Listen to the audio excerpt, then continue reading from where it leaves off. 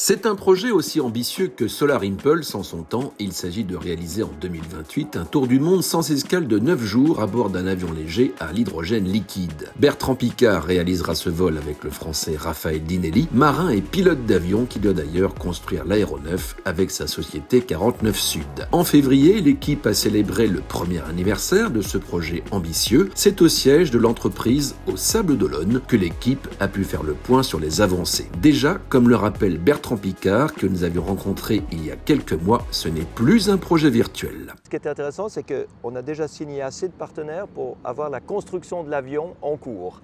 Donc c'est plus une idée, c'est un vrai projet qui se matérialise tous les jours un peu plus. La construction de l'avion est déjà bien entamée, ainsi le cockpit est terminé et la construction des ailes est en cours. Le groupe Syensqo, issu de Solvay et qui est le principal sponsor, fait bénéficier au projet de son expertise dans les composites avancés et les matériaux haute performance, autant d'apports offrant des améliorations significatives en termes de légèreté, de performance et d'aérodynamisme. Ces avancées technologiques pourraient représenter une autonomie supplémentaire de 9000 km.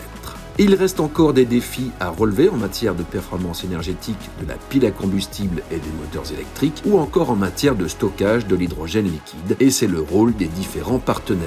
Cette année 2025 va permettre de tester sur banc les différents composants et en principe l'avion sera assemblé l'année prochaine à l'aéroport de Châteauroux. Bertrand Piccard nous rappelle quel est l'agenda de ce projet Climate Impulse. Construction pendant encore 2 ans, test en vol fin 2026, enfin deuxième partie de 2026, 2027 des vols de longue durée comme vol d'essai, puis si possible 2028, le tour du monde sans escale et sans aucune émission.